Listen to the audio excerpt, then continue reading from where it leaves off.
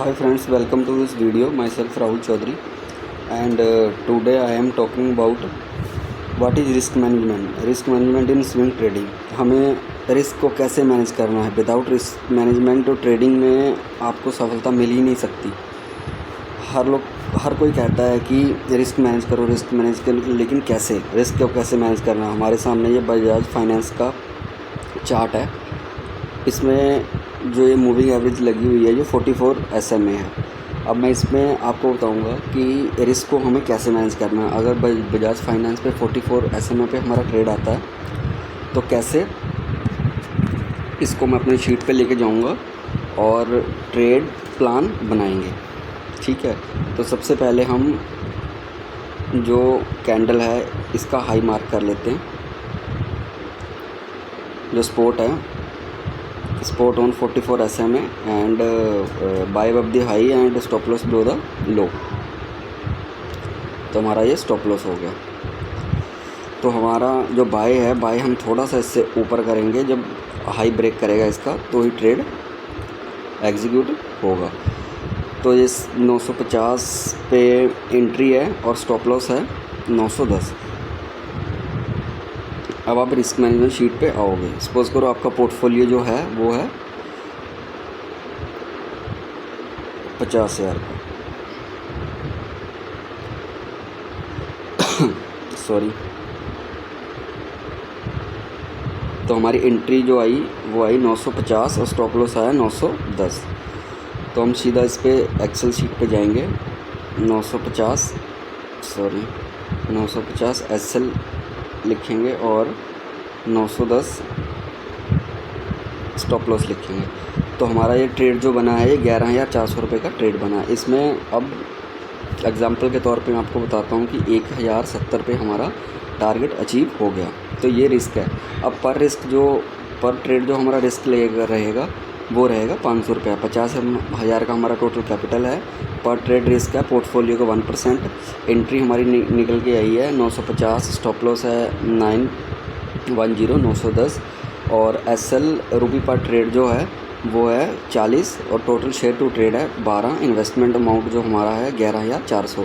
जो first target है 990 है. सेकंड टारगेट है 1:2 जो हम बुक करेंगे वो 1,030 है. और जो 1:3 हम बुक करेंगे वो 1,070 है. तो 1,070 हमारा कहाँ अचीव हुआ वो हम देखते हैं. 1,070 हमारा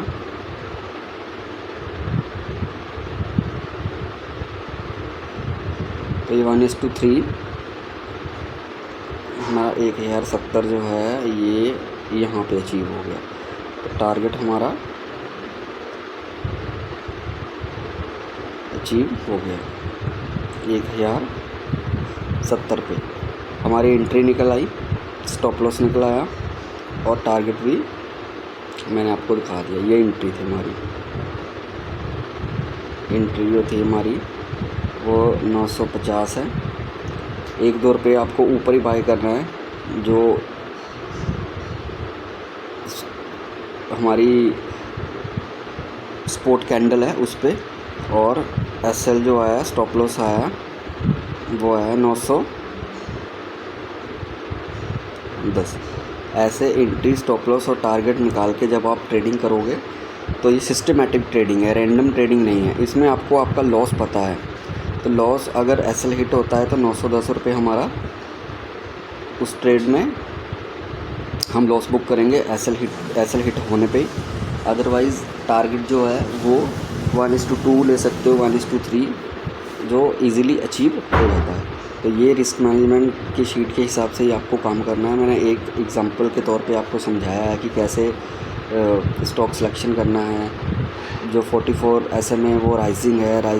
ये जो मैं यूज़ करता हूँ ये कलर है. जब इसका कलर यहाँ से चेंज हो जाएगा उसके बाद इस पर बुलिश कैंडल बनेगी. बुलिश कैंडल बनने के बाद उसका जब हाई ब्रेक होगा, हाई ब्रेक होने के बाद हम उस पर ऑर्डर प्लेस करेंगे नेक्स्ट डे के लिए और फिर उस पर SL लगा देंगे और टारगेट अचीव होने का वेट करेंगे जब तक टारगेट हमारा हिट नहीं होगा.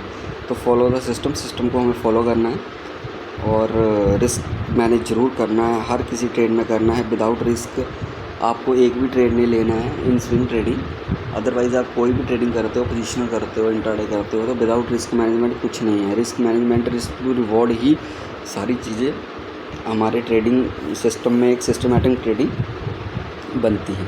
तो आई होप आपको रिस्क मैनेजमेंट समझ आया होगा। मेरी जो ये वीडियो बनाने का पर्पज़ है, एजुकेशनल वीडियो है, इसमें मैंने आपको रिस्क मैनेज, इससे प्रीवियस वीडियो में मैंने सिस्टम बताया था कि कैसे, उसमें भी मेरी और भी बहुत सारी वीडियो हैं, उनमें भी मैंने ये बताया हुआ कि 44 SM है, जब राइजिंग होती है तो उस पर एक ब्लैंक स्लाइड पे आपको बताता हूँ मैं। चलो इस पे और ट्रेड देख लेते हैं। कोई 44 पे हमारा स्पॉट आई, उस पर हमारा टारगेट कैसे अचीव हुआ। तो आप इस पे आ जाओ, ये यहाँ से आई,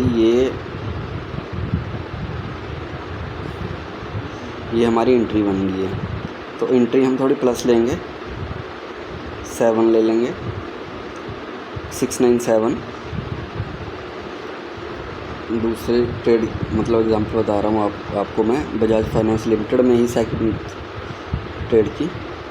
तो ये स्टॉप लॉस हो गया। स्टॉप लॉस आपको जो रखना है वो आपको जो एंट्री कैंडल है उससे जो नीचे का लेवल है, उस लेवल की जो लोअर विक है, सेकंड कैंडल का जो लो है, उसका हम स्टॉप लॉस रखेंगे।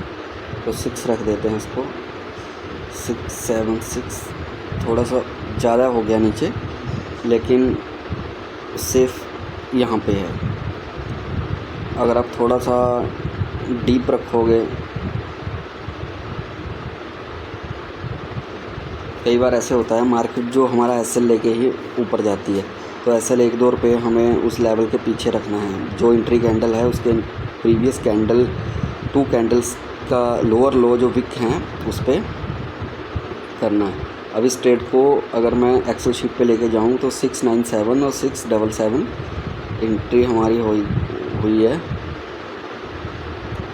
697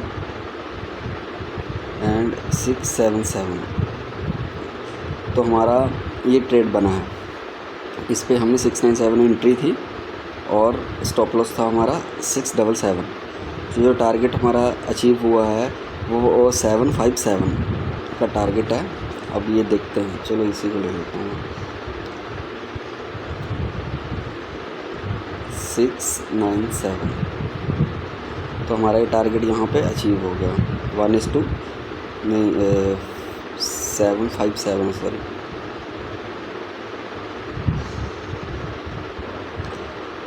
तो ये टारगेट